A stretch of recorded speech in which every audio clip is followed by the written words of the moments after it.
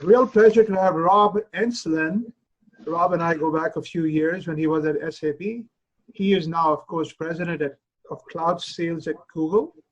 So it's going to be a really fascinating conversation in terms of what he's been doing in the last 3-4 months, the heroics he's been seeing from his new perch at Google. Rob, welcome aboard.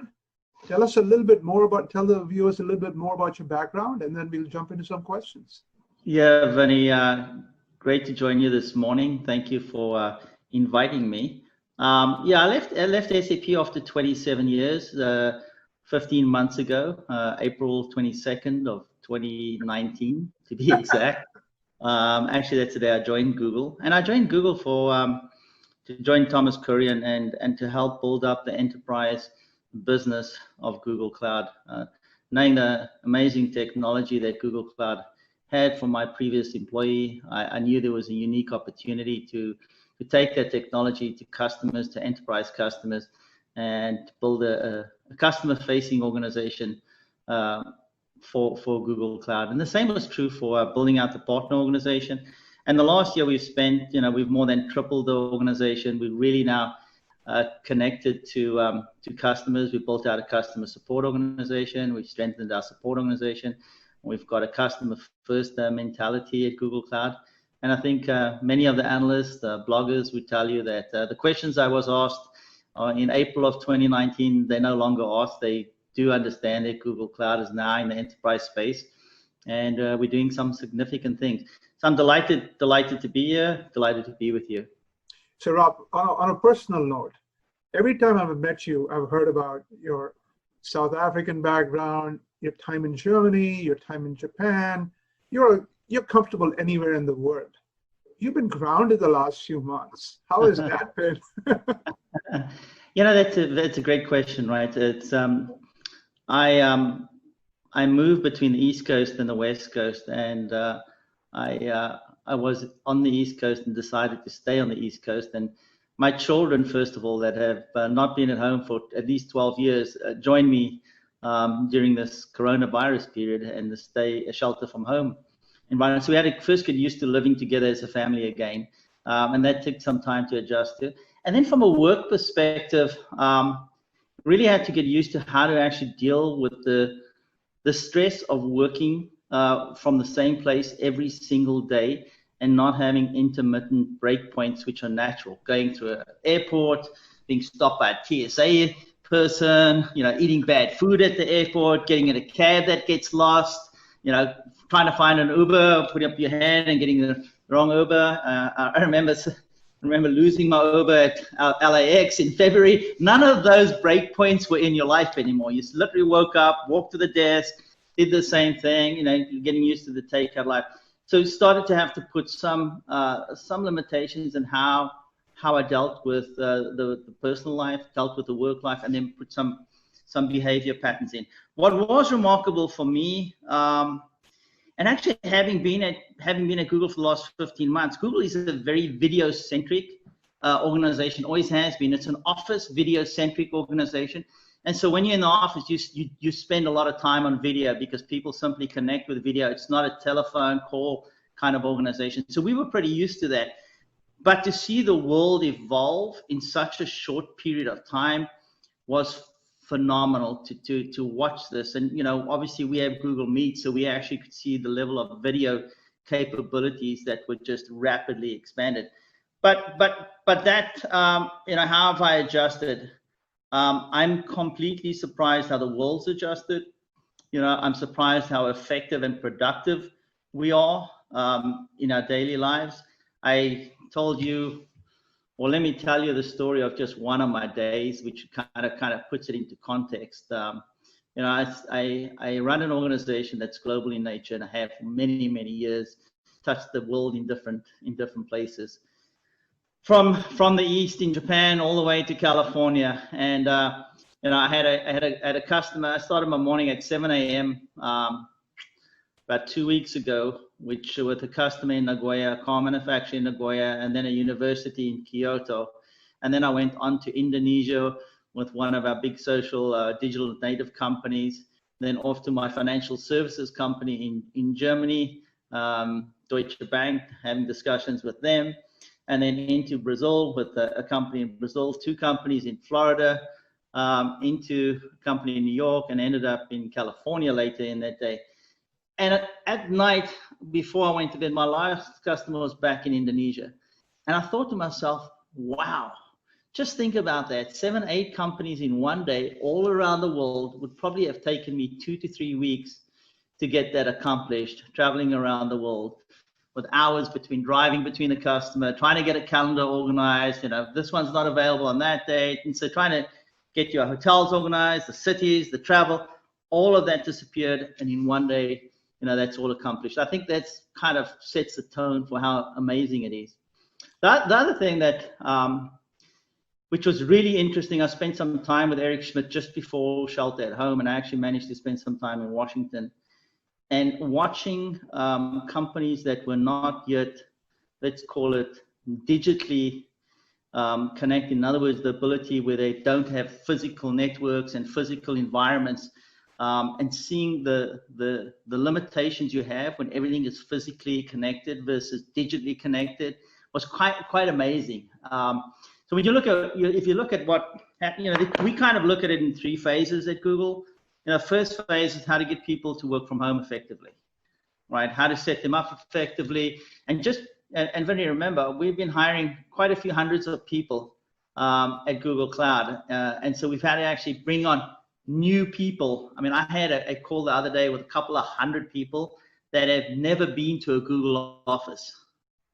They all started working in the last 3 months at Google and have never, ever been in an office. And so we actually had a kind of a welcoming call, getting people acquainted.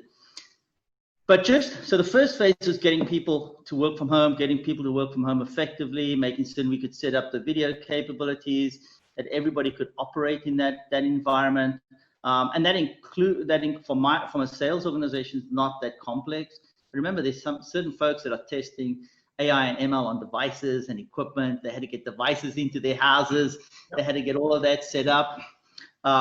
We had to figure out what do we do from a people perspective, because many of our employees were, had young children in their house. They were becoming first-time teachers, or they were becoming teachers when they didn't want to be a teacher. They were, as many of them say, they were pretty bad teachers, and now they know how bad a teacher they are. Having to cope with single parents that previously had an infrastructure around them so that they could go to an office. So all of those things we had to set up in the beginning, I think, and people had to learn how to mentally deal with it as well and give themselves time. So that was kind of phase 1. And then the next phase, kind of happened at the same time, is how did we get people educated? So how do we help governments, schools, counties, and it was around the world, from the Philippines to Germany to Italy, where we have school classes, getting students up and running immediately so that they could work, or they could be educated from home. That even transpired into the judicial system in Peru, where the judicial system is actually run on Google Meets today, and actually many other systems. We actually also built a system for a company in Germany where they could do their annual general meeting. In Germany, an annual general meeting is a significant event. It's an in-person event. It's it's financial. The government requires you to do it in person. So now that we've set up it so that you can actually do streaming, you can actually do voting, you can do question monitoring, and so future AGMs in Germany could be managed in a virtual world or in a physical world, or a combination of both. So that's changed. So that was the second phase. We also had to put a significant amount of effort into helping public service companies like Department of Labor in Manhattan, been able to deal with unemployment claims, significant amount of claims. How do we do that? We use Document AI to process the documents. We created automatic chatbots so the call centers were not overloaded. And the same was true for hospitals and other areas where, call centers are set up with people to answer them, but they are set up for a certain volume. And that volume just completely, overloaded the system, and technology stepped up to actually alleviate many of those solutions. So those are some of the things we did. And that I call like the second phase of it. And the third phase of COVID, which is what we're seeing right now, is how companies are adapting to digital transformation. So what I see today is companies are taking advantage of it, whether it's companies in distressed travel industries. They're looking at what does the future look like? How do I disrupt the future? How do I change the future? And so on. So that's the part we're working with right now. And that's very, very exciting. You know, if I step back one step from what did COVID look like? If you just think back 10 years and say to yourself, could we have achieved this 10 years ago? Would we have been able to operate the financial economies of the world in a way that we operated now, where airlines stopped flying, people stopped traveling, nobody went to hotels, you were sheltered from home, the New York Stock Exchange or all stock exchanges went virtual around the world, trading became virtual, the amount of claims going into financial institutions was through the roof. All of this was managed, and you have to look at this and say the cloud providers had a significant impact. Technology had an amazing impact on our ability to cope with this, whether it be in the healthcare systems, financial services system, or even just companies that became essential services, like a Tyson's, a Loblaws in Canada, because they produce goods and services that could deliver food to people's houses.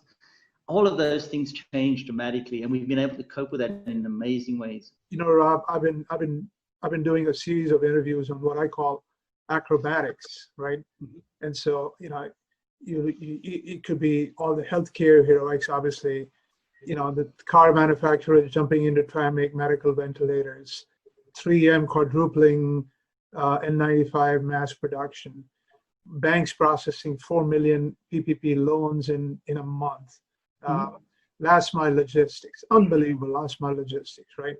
So it's just been, like you say, the cloud has held up, but it's taken a lot of heroics from people to be able to. So much has been expected, and so many have delivered. It really has been a phenomenal recognition of human spirit and human endeavor. And unfortunately, people focus on the negative of this. I'm just fascinated with all the work that's gone on. Tell me some more about the heroics you've seen at your customers. Yeah, I mean, if I look at where our customers have been or where they're going to, I think you almost have to look at it it's very interesting, right? Because on the one hand, you have, I look at it in industries in many ways. On the one hand, you have digital native companies who were set up for this and had incredible advantage of having this horrible COVID thing erupt. If you look at social media became the platform of communication immediately, right? And it spiked unbelievable. If people understand that the level of usage of social media went up dramatically. The behaviors of people that were never in the social media type environment changed dramatically. And people say, what do you mean by that, Rob? Well, if I remember 2-3 months ago, driving past a Walmart parking lot, it was full of cars because it's the one place you could go shop. People were going to Walmart that had never gone to Walmart previously. If you look at the amount of delivery vans in your area dropping packages off, it's crazy. You just have to actually drive. I used to ride my bicycle in the morning as part of my exercise routine, and all you'd see were these trash cans, but next to the trash cans were tons of cardboard boxes, right, with the different labels on it. People were purchasing. So people that had never purchased online were purchasing online. The whole world kind of evolved dramatically fast. How do I know this? Because I phone my parents, and I know from my parents that they're actually using their phone to order. They've actually figured it out. It's the only option they had. If you can't order this way, you're not getting food. So when you look at that, like the digital natives that were able to actually deliver food, provide social media, provide communication tools, and even the companies that were in media, that streaming. You look at that, those companies were set up, and the cloud provided all the capabilities for that. And the amount of compute and network and storage needed was absolutely phenomenal. The ability to move like hundreds and thousands of cores around the world to cope with it is only possible because the cloud providers actually have that level of scale and have built that technology over the year from a software perspective to actually manage that. That network capacity is almost doubled. Is unbelievable. So all of those features that came through. When we look at the companies, Loblaw's, Loblaw's calling us on a Friday night saying, listen, they're essential service in Canada. They have to deliver. They need X amount more bandwidth, X amount more compute, and the ability to give them to that immediately. The ability with Lowe's, incredible. And financial services, you mentioned it, right? The ability to manage loans in a highly paper-driven organization still today. Right, ability to put in document AI so you can actually process these things is pretty amazing. But Vinnie, the thing that's going to be really fascinating, and I think you've also got to look at like what happened as well. There are certain industries that were caught, in a sense, from a supply chain perspective, when countries had to close down and workers couldn't go into the factories anymore. They were caught with single points of failure on the manufacturing side. And so I think over time, what will come out of this is that manufacturing and supply chains will significantly change. I think many of them will become more local, and the way that we understand where demand is and the way that we understand how to forecast will also change. And I think solution sets that people haven't thought about, like utilizing maps to understand where distribution needs to go, where inventory is, how to. I have a customer right now, and I can't mention the name, but I have a customer right now who's integrating the supply chain execution and forecast and demand planning with maps, because the small stores that they deliver to, they don't know whether they're open, what times they're open anymore, and so with maps, they're able to reroute every day based on those kind of environments, because it's changing so dynamically.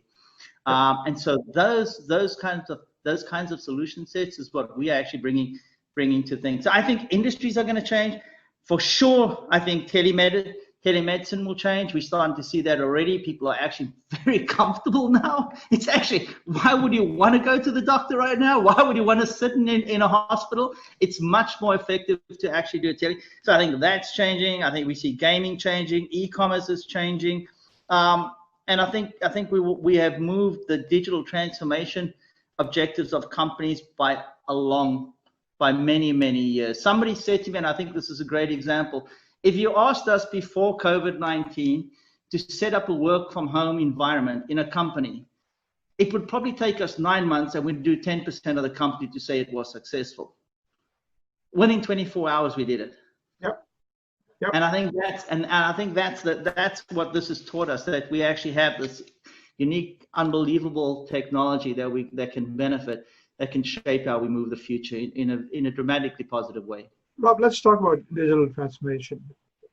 I'm hearing from companies like Salesforce, C3, a few companies are telling their customers, don't rip and replace legacy. We can give you a digital layer on top of what you're doing. I think Google's taking the same approach, right? You're telling companies, put a machine learning layer, we leverage your legacy, right? On the other hand, there are some companies that are trying to sell ERP refreshes and next generation of their products. I just don't see people having the money to be able to do the second approach. Tell me how you're approaching digital transformation with companies. Our approach with digital transformation is we see it in multiple ways. The first wave is basically, customers want to move into an environment where they have the flexibility and the capabilities that a cloud provides, right? Which is, scale up, scale down, ability to use technology at a different level, use it when you need it. It's serverless. So there's all those technical pieces that come with it. Generally, what we see is probably two pieces: companies that move systems into the cloud in just a simple lift and shift motion to drive cost out of it. Second phase is companies that do a lift and shift, but then actually move to cloud native technologies because they have to. The applications were written many, many years ago, and in order to actually become cloud native, they have to be rewritten. So that's another piece. But probably the one that actually drives the most companies, and you can look at it from any of the announcements that we've made, right? Whether it be Mayo Clinic, Sabre, the Deutsche Bank announcement yesterday, Ascension Health, Lufthansa, Telecom Italia, Telefonica, all of those have very similar notions. One is get me into the cloud. I want to be all in the cloud. And not even necessarily one cloud provider, but I want to be all in the cloud because of that flexibility. And I want to do that as fast. And I want to actually drive my cost down and become highly efficient and have the security and scalability that the cloud provides.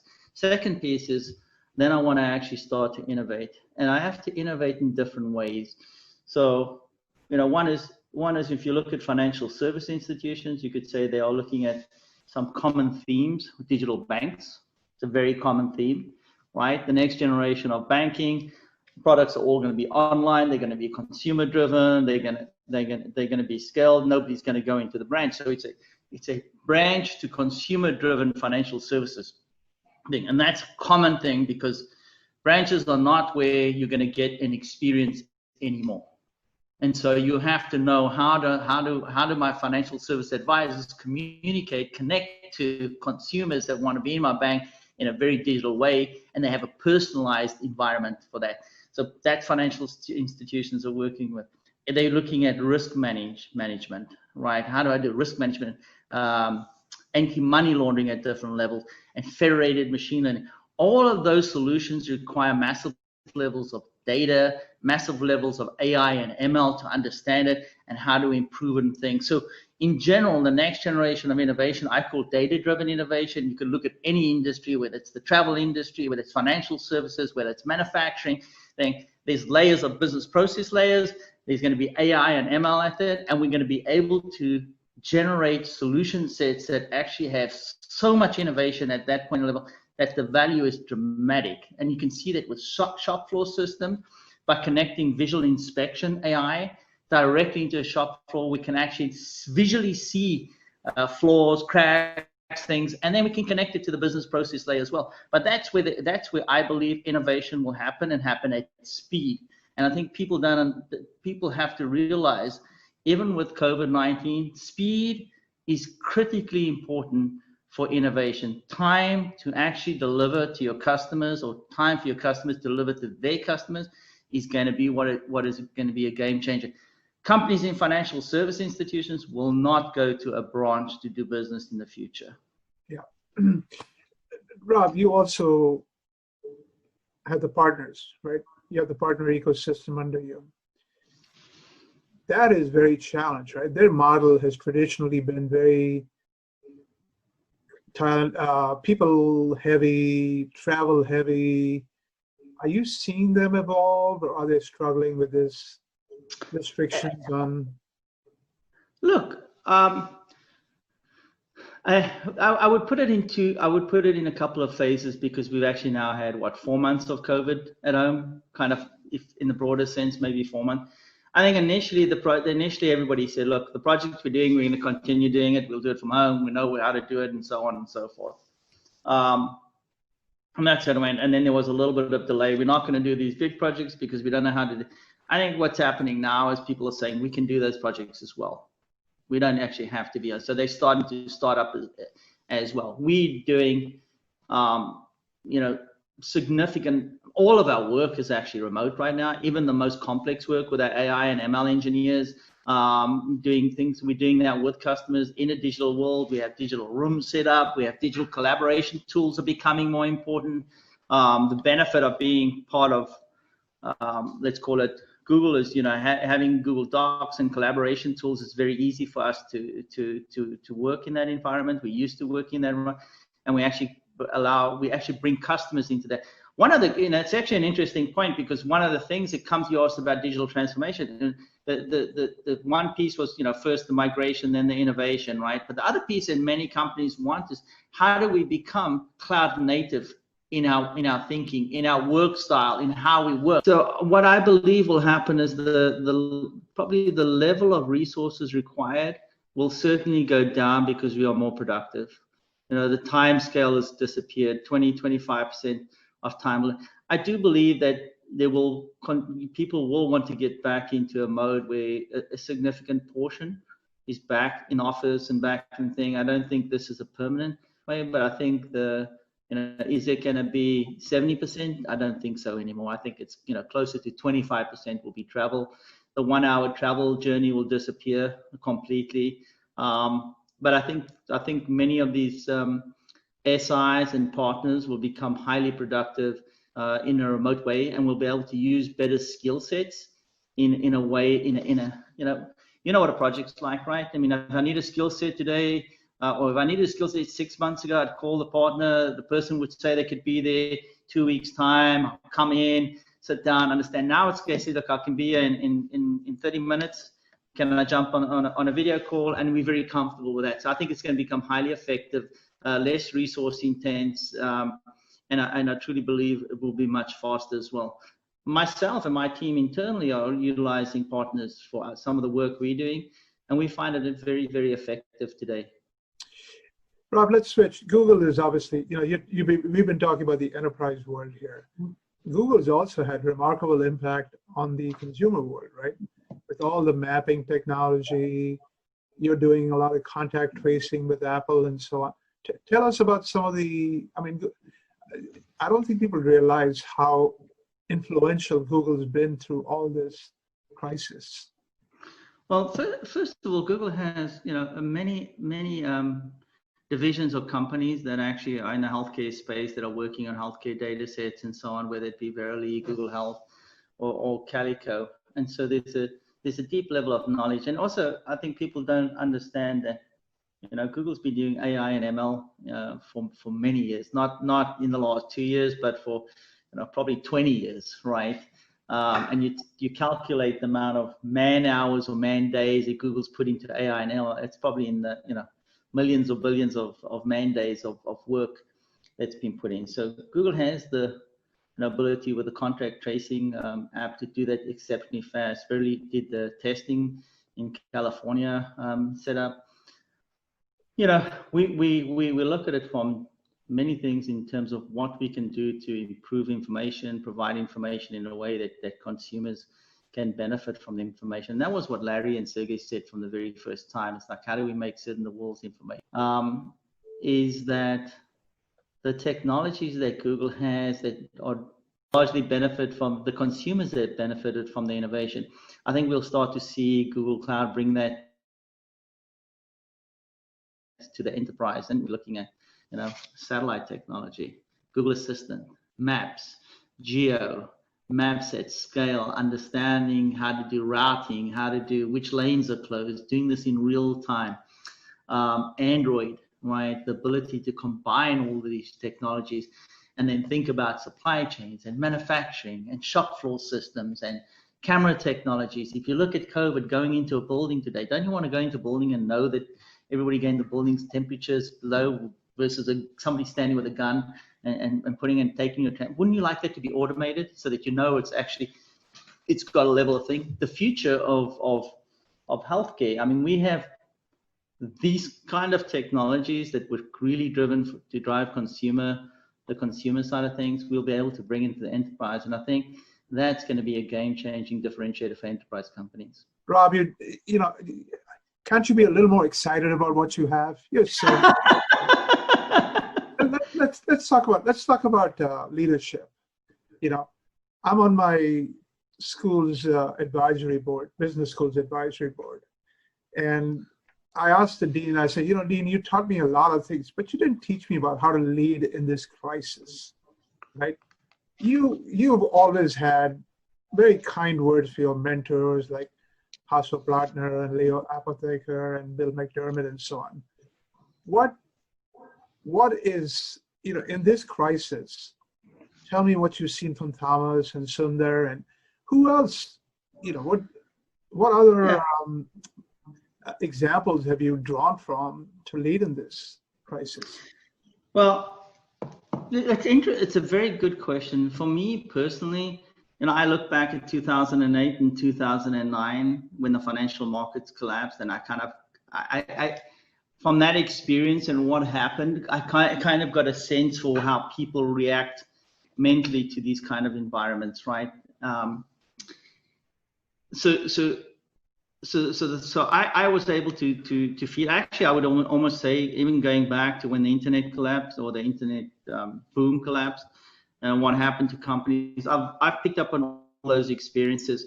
I've also benefited from having lived and worked in every single marketplace almost around the world, and understanding the cultures of different people. And so the things that I would say that the Google leadership has been very, very clear on is to take a very fast decision-making process, not to be a follower, but to be a leader in terms of, we are going to be in work from home now.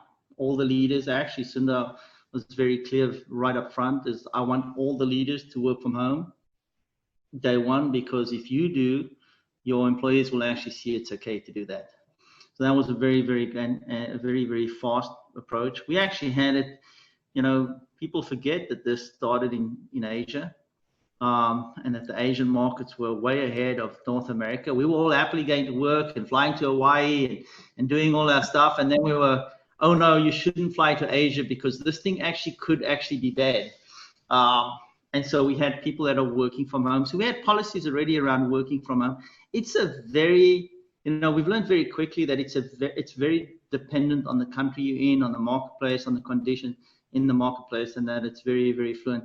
But I would say we took a very fast stance on how to do it, how to set it up, and then very quickly, coming out of it, we as people were starting to think about, okay, work from home, we took a more conservative approach, which was, we're probably only going to be 15% by October back in office, and maybe even 50% in a year's time. And so let's get into the routine of actually understanding that now. We took a very clear view that large gatherings would not be acceptable for folks.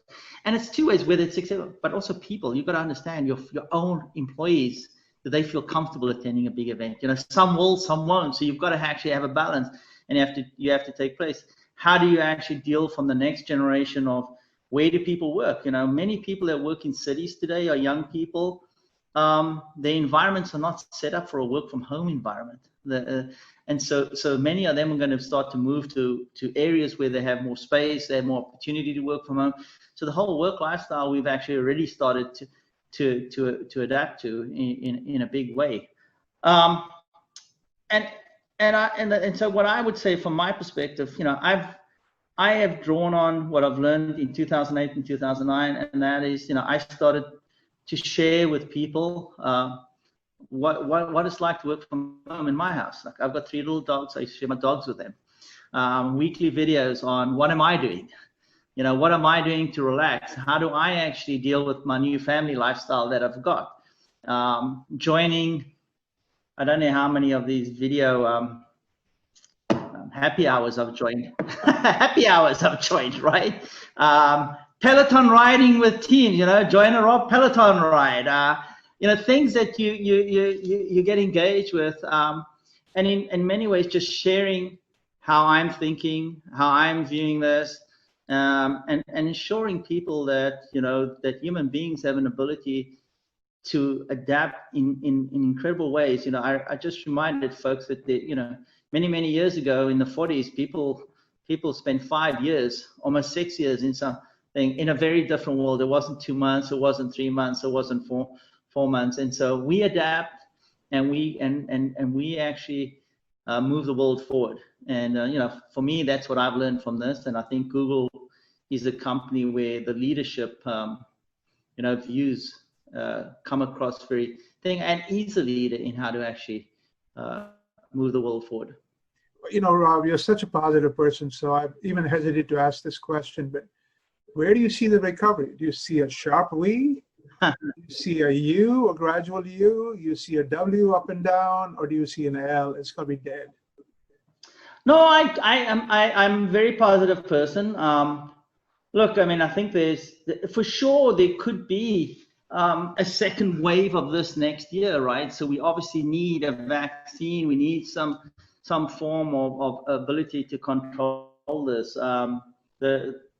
Whatever happens coming out of this, what I see happening, I mean, I probably see a U shape coming out of this. I see companies going into reset mode. Obviously, certain governments are going to have to bail out certain industries to some degree. To what they do that, I'm not certain.